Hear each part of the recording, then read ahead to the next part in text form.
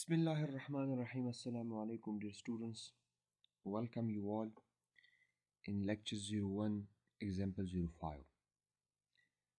In this lecture, basically, we have to do a comparative study amongst the three beams. As you see here, beams are given, and you will see the sections right here. The section of the beam is 20 inches, the total depth of the section, and the effective depth here you can see 17.5 inch, but this is for beam 1. The area of steel is 4 number 9 bars, right? And let me read the statement. Compute the nominal flexure strength. This means here compute the nominal movement strength means we have to compute mn. So it is a review problem. What the strength reduction factor? We have to find out the strength reduction factor. For the three singly reinforced rectangular beams, each with a 12-inch width and a total depth of 20 inches. Total depth, not effective depth, right? This is just only H, 20 inches. As shown in section. For the first beam section to be analyzed, a beam normally will have small longitudinal bars in the compression zone to hold the stirrup shear reinforcing in place. This means the bars which you see here, this bar and this bar, it is not, you have to not use this for the analysis. You have to ignore its flexure capacity, but it is just providing for holding these stirrups bars. These are, you can say, the hangers.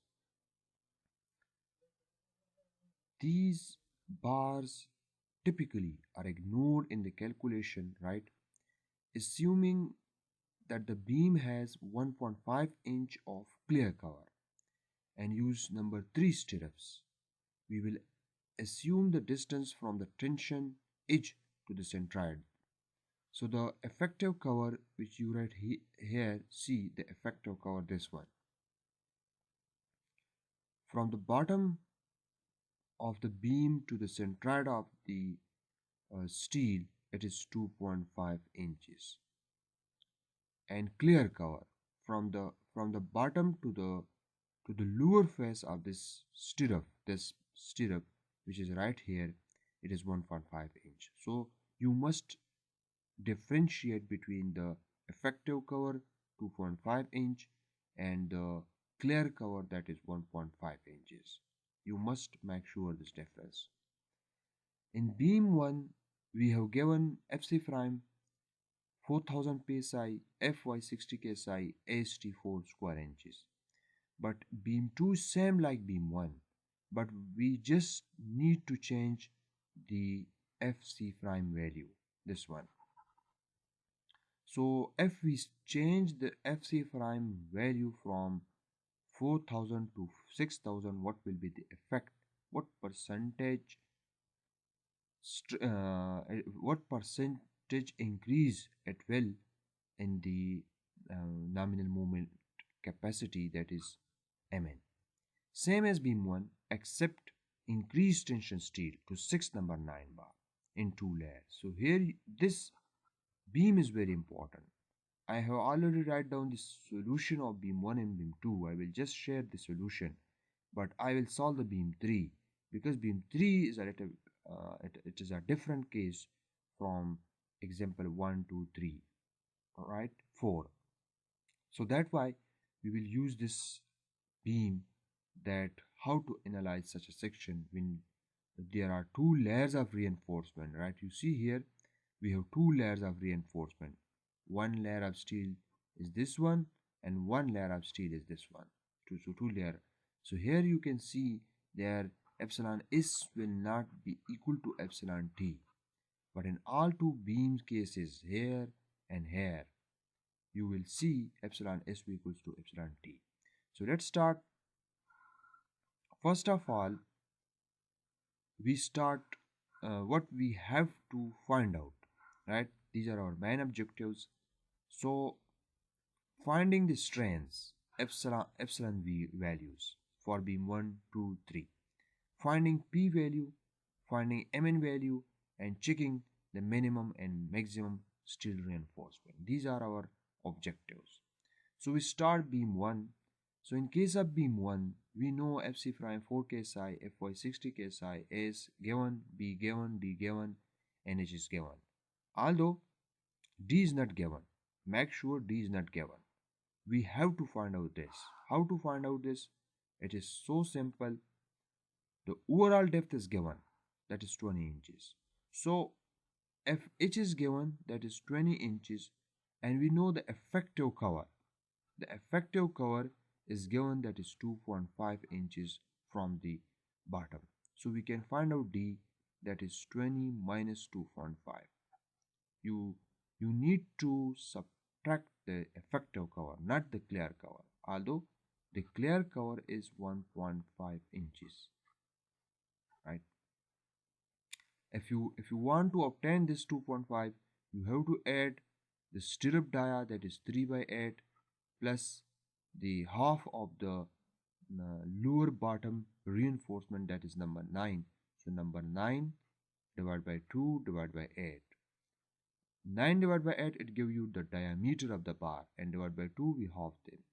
So this will give you the effective cover, right? Clear cover is 1.5 inches. This is fixed value for the beam case. Now we start this solution. So here we will using the assumption Fs equals to Fy, and noting that we have one layer of reinforcement. This is important, right? This is very, very important that we have one layer of reinforcement. So in this case, epsilon s will be equals to epsilon t, and d will be equals to dt. We will calculate the value of a, and if you use your calculator, you will find the value of a, that is 5.88 inches. You just need to divide a divided by beta 1, but you must make sure beta 1 value. As we see here, the FC prime value is 4000 psi, so we don't need to calculate the value of beta 1, that will be 0.85, right? In the next beam, we will calculate this beta 1 value. So here we have 6.917 inches. And we have to find out the strain value. So the strain value is simple, using the proportionality. This is 17.5, right? Here, if you subtract here, if you subtract here, you will get the effective cover. The effective depth is 17.5 inches. This will remain constant for beam 2 as well, but not for beam 3. So you just plug all the values and you will get 0.00459. This is the strain value. Now we know the epsilon y value, you just divide it and now you compare it. You have to compare it with the, as we see here, epsilon s is more than epsilon y, because epsilon y is 0.0021, where that one 0.00459. So from this we can say that our assumption is okay. Fs equals to Fy, and yielding criteria is satisfied. Yielding is satisfied. So that's why we can directly calculate Mn value. But before we calculate the value of Mn, what we have to adjust the phi factor. So as you see here, we have to adjust it. We have to adjust the phi factor. So how to adjust it? We see epsilon s equals to epsilon t, right? but we see the epsilon t value is less than 0.005 but greater than 0.002, because this is 0.00459, right? This is 0.00459, so that's why it is less than 0.00. So we have to adjust this phi factor. So we know all the values, and you just plug all the values. Here we can also use another SCI equation, but I have simplified that equation. Some student may know that equation. We can use another equation for p value, that is 0.65 plus epsilon t minus 0.002 into 250 divided by 3. I think so. I have write down this equation here. Yes, this one. You see this equation. This is the AC equation. You can see here 0.65 plus epsilon t minus 0.002. Right, this equation can also be used, and this equation can also be used. If you find out the c by dt, here we find out the value of epsilon t. But if you calculate c over dt ratio, you can use this one. But this is the case for the tight column. As we are using stirrups, so stirrups and ties are same, so that's why we are using this one. For in the case of the column where we are placing ties.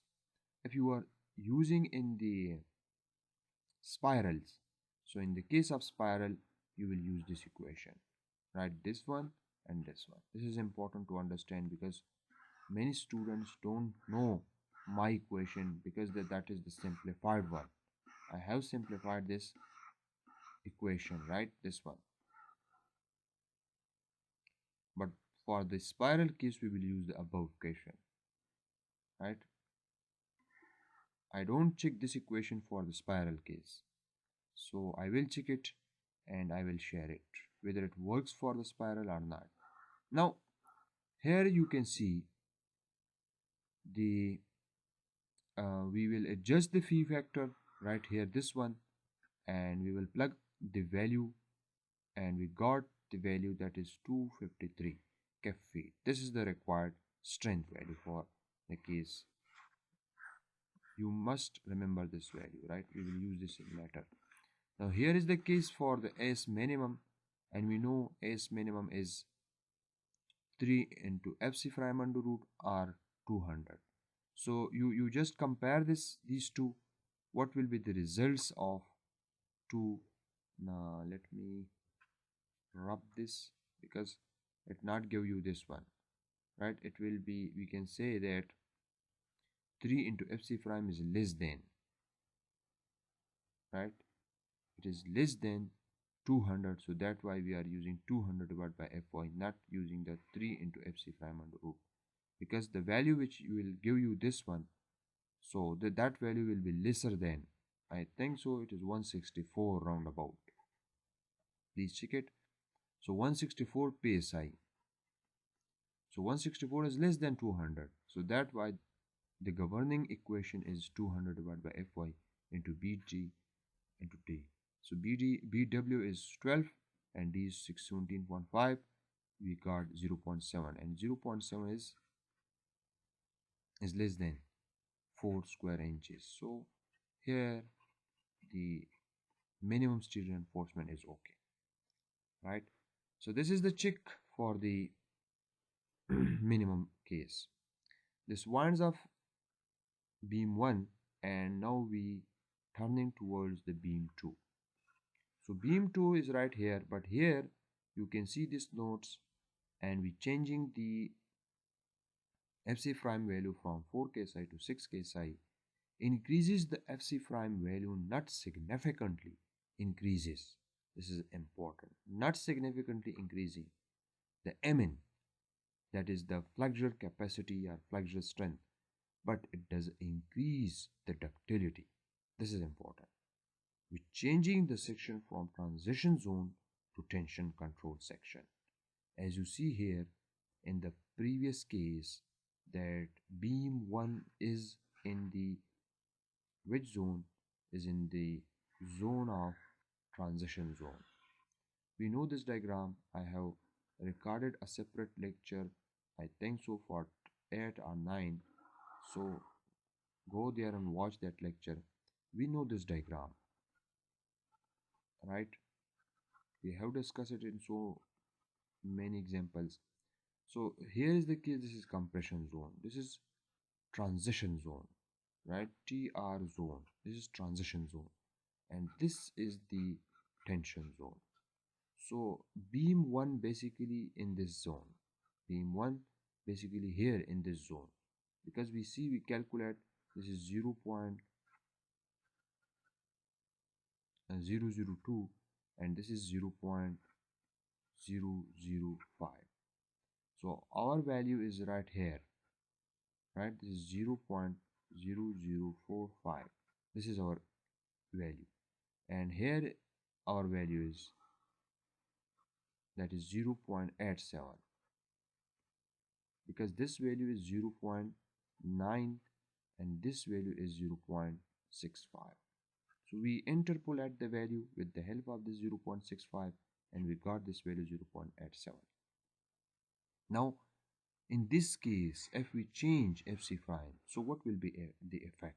But before we start, we need to adjust the beta 1 factor value, because here it is 6 ksi and it is more than 4000 psi. So we have to adjust it, right? Now this is psi and this is ksi, so 6000 ksi. The beta 1 factor will be 0.74 in this case. And find out the value of A by using the same equation, and similarly find out the value of C by using the C equation divided by beta 1. We will find the epsilon S value, that is 0.007. Now you see, in the case of beam 1, you see, in case of beam 1, the value of epsilon is 0.00459. And here you can see, when we change the FC prime value from 4 ksi 4000 psi to 6000 psi, so you see the effect. It changed the section from transition to compression to tension zone. This is important because you see this value is 0.0074 is more than 0.005, right? And we know this is one layer reinforcement, so epsilon S equals to epsilon T. So now from the graph we can easily say that here it is more than 0 point this value, so means we are somewhere here, right? This is 0.007. So that's why in beam 1 is in the transition zone, but here it is beam 2 goes right here. Now this is beam 2, which is in tension zone. This is tension zone, right? This is beam 2, and here we will use the full capacity, that is 0.9, right? And let me share the calculation right here. So epsilon is equals to epsilon T. We will calculate Mn2. We are not adjusting the factor, and we will adjust that in later. So by using the equation, we got 311 cap feet. And now you see here, this is part 3. We will adjust P factor as epsilon is equals to epsilon T and D will be equals to dt. So P equals to 0.9. Why? Because we see epsilon T is more than 0.005. Okay, because we have calculated 0.07 value, which is far away from 0.05. So that's why it suggests that phi value will be 0.9. Now next is P Mn value. We as we got it, 311. So 311 multiplied by 0.9, right? This is, we got 280 feet. Now you see the effect, how much it increased the capacity. Because in the first case, in the beam 1 case, the capacity is the 253. So a 10.67% increase. You can say 11%. So 11% it increase the capacity of the, and it changed the section from a transition zone to a tension zone. And here is the FS minimum value. So here is the governing part is this one, because 3 into FC prime under root is more than 200. If you use 6000 right here and you calculate this value, it is more than that value. So we will ignore that 200 part and we will use now this one part. So S minimum equals to 3 into FC prime under root divided by FYBW into D. And here we got 0.81, and still it is minimum here 0.81, still is less than 4 square inches. So that why this check is also okay. And the maximum reinforcement case is already satisfied, because once you satisfied the strain value, so this suggests that your AS value will be less than AS max, right? Because we have satisfied Fs equals to Fy, right? Fs equals to Fy. If A is maximum is greater than S maximum, remember, then this criteria is not satisfied. This is important. When we satisfied this criteria, so this means our steel is yielding. Now this example winds up right here, so we will move toward the next part. This part is important because we change now the reinforcement. We change the reinforcement from 1 layer to 2 layer right here, and we change the AS value as well, because here is the reinforcement will be 9 divided by 9 square, so we have 6 square inches reinforcement, and we have 2 layers. This is important. We have 2 layers. So due to 2 layers, what will happen to the section? This is important. Let me draw the section. Now we have 2 layers of reinforcement. You see in this figure, this is the section, right? This is the beam section, and the width is 12 inches. The overall depth is 20 inches. Right? The overall depth is 20 inches. Now we have distribution of reinforcement like this. It is also already given this section. We have 4. These bars are basically 4 number 9, and we have in the top layer we have 2 number 9. So you see the centroid of these reinforcement will be not symmetrical, because this is a non-symmetrical case, right? We are using 2 number 9 bar in the top layer. If you are using 4 number 9 bar in the top layer, then we have no issue.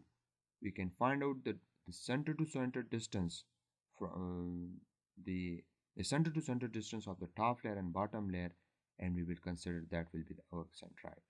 But here the case is different. We have lesser amount of reinforcement in the top layer, while greater amount of reinforcement in the bottom layer. So this is a case of unsymmetry. Remember the clear cover, because we have stirrup right here. We have stirrup right here. right? This will show the stirrup, right? Here we have stirrup, just right here, right?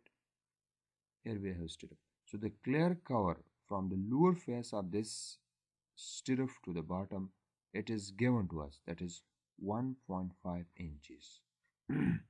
We have to find out the distance from the center of the lower reinforcement to the bottom.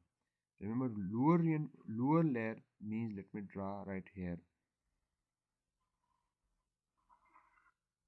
We have bar right here and we have stirrup right here. We have given this value, that is from the bottom face of the stirrup to the lower face of the beam, this is 1.5 inches. Now we have stirrup right here, and to the centroid, if we want to reach to the centroid of the lower reinforcement, and top reinforcement will be right here, but this is the bottom. So this is given to us, that is 2.5 inches. This is given. You can find out 1.5 plus this stirrup dia plus half of that bar. I have already explained this. This is denoted by, here it is denoted by C1. Now we want to reach to the centroid of this bar, right? And this distance is denoted by C2. Now how to reach it? You must make sure, this is the ACI criteria, that the clear cover between the two layers, it should be equals to 1 inch or the diameter of the bar. So here we will use 1 inch because you have to use maximum value. And then C2 will be how much? This 1.5 plus this stirrup bar, that is 3 number 8, plus we have to add the diameter of the bar. So that's why I am dividing it by 8. Then this bar equals to the diameter of this bar, so this is number 9 bar, so 9 divided by 8, plus this distance clear cover, that is 1 inch, plus the half of that bar, that is number 9, so number 9 divided by 8, right? This is diameter, and then we have to divide it by 2, right? So if we sum up, let me write here 9 divided by 8 plus 9 divided by 8 into 2, because this is 8 will comes in the denominator, so 8 divided by 2. If we take the LCM of these two quantities, what we find? We find 9 divided by 8, right? 9 divided by 8. So we simplify this and we find the value of C2, right? We find the value of C2 from this. This is approximately equal to 4.63 inches, right? So we got C1, C2. Now we will find out the centroid. We will find out the centroid. Centroid is needed, right? Centroid of this two layer, right? Here is someone centroid. At some distance, here we have a centroid. I will denote this by CG. And distance of this centroid from the bottom face of the beam, let me denote this by G. This is the centroidal distance from the bottom. Now we will use the engineering mechanics principles and we will find out that centroid, it will be equals to G distance times area of steel equals to C1 times area of bottom plus C2 times area of top bars, right? So from this we will find out, we know about C1 that is 2.5 inch, we know about area bottom that is 4 square inches, plus we calculated the C2 value that is 4.63, and we have to multiply it with the top bars area that is 2 number 9 bars, so it will give us 2, and divided by the sum of the total bar, right? This AS will be area bottom bars plus area of top bar. So this is 2 plus 4. If we use the calculator, we will find out this area, this distance is 3.21 inches. Now this is the distance which we will use now to calculate the value of D, effective depth, because here D is not equal to dt. This is important. This stiff is important. It is very, very important. Let me write down here. D is not equal to dt, and epsilon is not equals to epsilon t, because here we have two layers of reinforcement. H is given, that is 20 inches. Now the effective depth will be 20 minus this g. Make sure minus this g. So if you subtract 3.21 from 20, you will got the value equals to 16.8. Now see the effect. D is decreased from 17.5 inch due to double layer. This will decrease the capacity, remember. And dt will be remain same, because it is the topmost distance, right? It is the topmost distance. Topmost distance means that it is the distance from the top of the beam to the center of the bottomest layer of reinforcement. Remember, this is dt, and d will be counted from this centroidal distance, from this CG to the top. This is my d value. This is important. So that's why d is less than dt, and you will see the effect of this d and dt, because it will decrease the capacity, because d is decreasing. So d will be 20 minus 2.5 inches, and here we have 17.5 inches. This is the only important point or important section of this example. Now we will use the rest of the path, which will be same. We will use the assumption, let's say f is equals to fy, and we will calculate a from the basic equation of a, and we will got 8.82 inches. Then we will calculate c from a divided by beta 1, and you must, because in this case fc prime is 4 ksi, right? 4 ksi, not 6000 ksi, right? This is 4 ksi. This beam 3 is same as beam 1, but only we have to increase the area of steel from 4 number 9 to 6 number 9. So that's why fc prime is constant, 4 ksi. So 8.82 divided by 0.85, and from this we got 10.4 inches.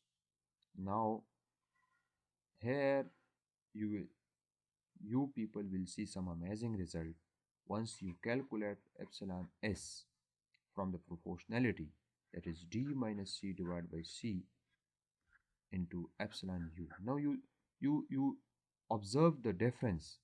For epsilon s we will use d, but for epsilon t we will use dt, remember, because in this case both are different.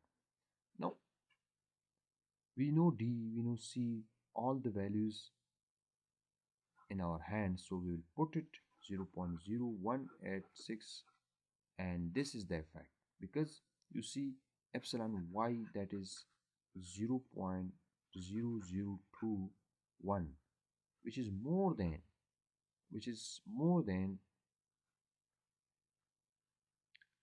0.0018. So what does it mean? This means that the assumption is wrong. F is not equals to Fy, and this means no yielding is occurring. No yielding. And the section is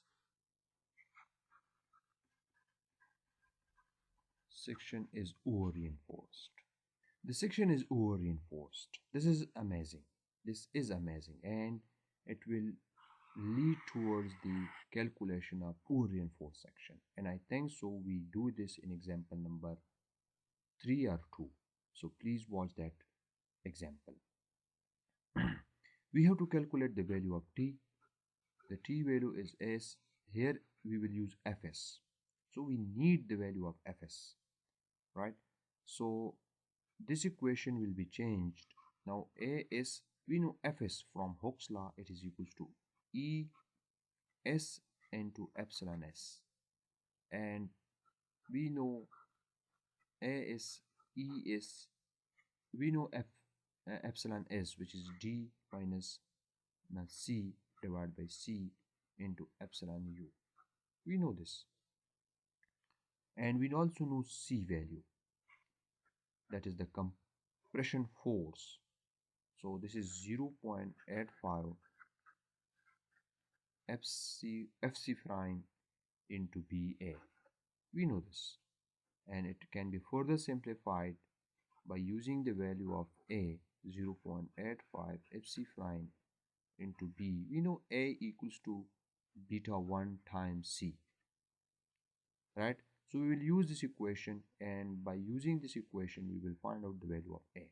So equating these two, right, we will get a quadratic equation, and if you solve that quadratic equation by using the value of m and ku, we know the value of a, that is modulus of elasticity of steel into epsilon u divided by 0.85 fc prime into beta 1, right?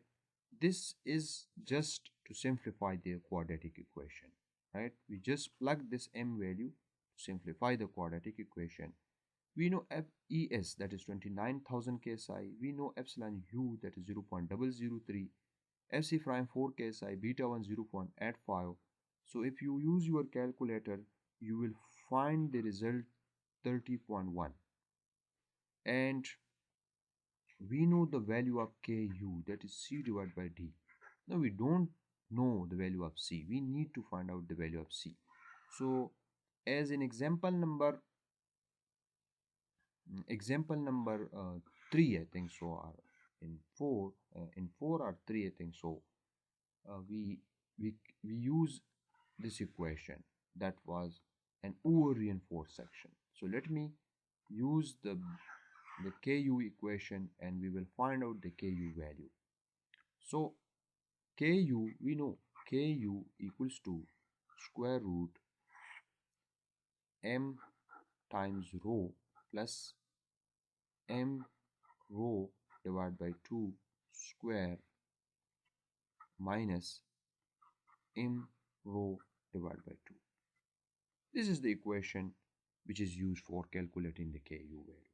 So we calculated the m value, we need the rho value. So let me calculate the rho value. We know rho is nothing, it is area of steel divided by sectional area. We know A is, that is 6. We know B, that is 12. We know D, that is 16.8. So from this, we got the value of rho, that is 0.0297. We know the value of rho, and we know the value of m. So just plug the value in this equation, use your calculator, you will find your ku value, which is 0.59. Now this is now easy. We can calculate the value of c. We know ku equals to c divided by d. So by just simplifying this, c equals to ku times d, and you multiply the 0.59 with the d, we will find out the value of C, that is 10.0106. Now we are able to find out the value of Fs, right? If you are interested to find out the value of Fs, we can use this. Fs equals to E times epsilon S, right? And E is epsilon S, D minus C divided by C into epsilon U. Epsilon U we know 0.003. E is 29,000 ksi, and by using your calculator you will find out 58.29. Now you see this is an over reinforced section. Why? Because this is less than 60 ksi. The steel yielding is 60 ksi steel stress. So that why it is the stress in the steel is less than the 60 ksi. So that why we can say the steel is not yield and the section is over reinforced. Now we will just calculate the value of T. I have already written down the equation of T. So you just plug this Fs value in that equation, which we write here.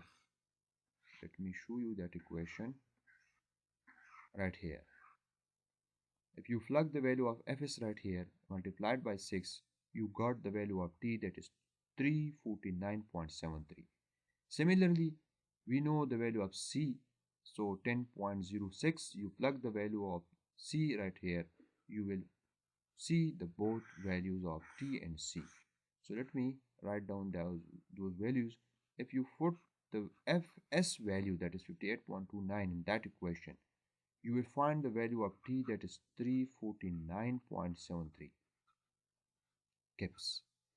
And if you plug the value of C in the compression force equation, right, you will find the C, that is the compression force. Remember, this is not the neutral axis depth.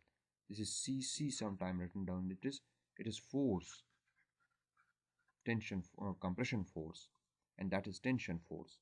So you got 350, which is close to T, because we use the equilibrium equation, that C equals to T. So that why these values must be close or same. Now from this we are able to find out the Mn value, right? We are able to find out the value of M, that is T times D minus A over 2 or C times A over 2, D minus A over 2, right? This is important. R. So if you multiply T value right here, if you multiply C value right here, you will get the value of your flexure strength, that is 4,350 kf inches. If you divide it by 12, you will get 363 kf foot. This is the desired nominal capacity. Now, if you are interested to find out the value of P, which is also important, phi, now we need epsilon T, because D is different from dt. And now dt minus C divided by C,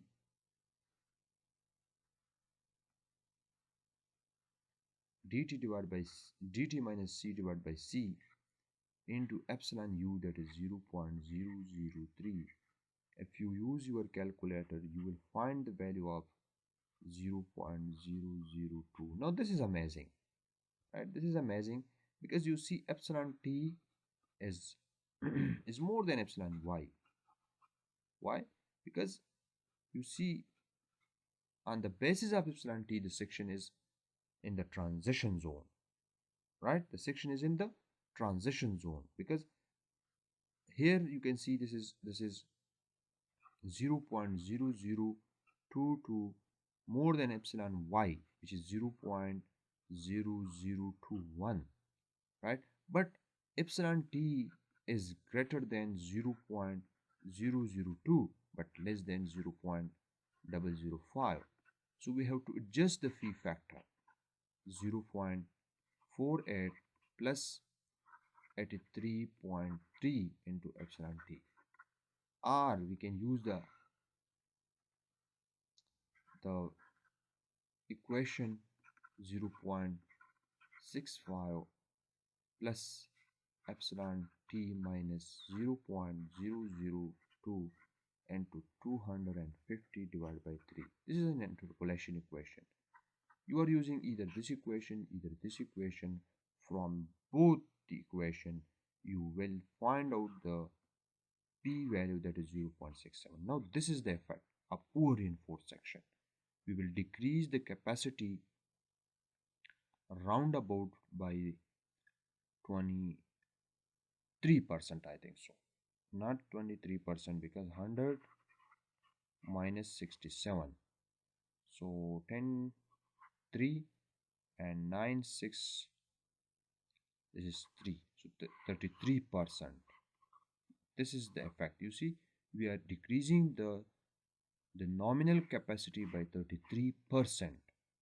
So if you calculate your phi mn value or your md value by just multiplying the 0.67 with the flexure capacity which we got right above, that is 363. Remember, from this, where it is, this 363 kef feet, right? This is kef feet, not kef inches. This is kef feet. So here you can see the result will be 243 kef feet. Now this is amazing, right? You see the effect. It decreased. It decreased by how much? We can calculate the percentage change, because in beam 2 this is 280, this is 280, but in beam 1 this is 253. So from beam 1 it is less than beam 1, so the percentage decrease will be some about 19.75% as compared to beam 1. So this is the effect, right? This is the effect of reinforced section. And one thing you must make sure, this is also very noting thing, that heavily reinforcing a beam section having no advantage. This is important. Heavily reinforced section, right? So if you want to heavily reinforce a section, you have to place the bars in some specified region in the section, right?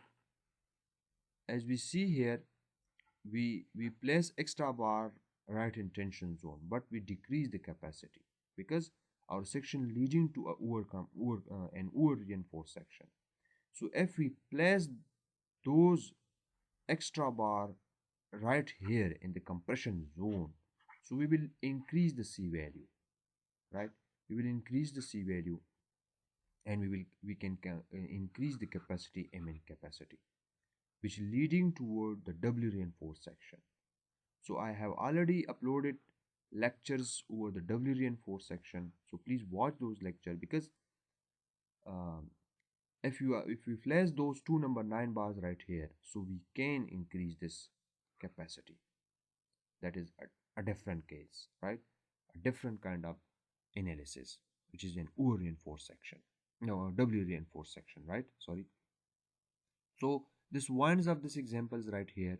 You see how we can calculate this kind of calculation, and it is very important to understand the concept that how to do such calculation, because this calculation is very important to understand, and you must know the way that how to solve such equations, right? This winds up this examples right here, and see you in next lecture. Thank you for watching.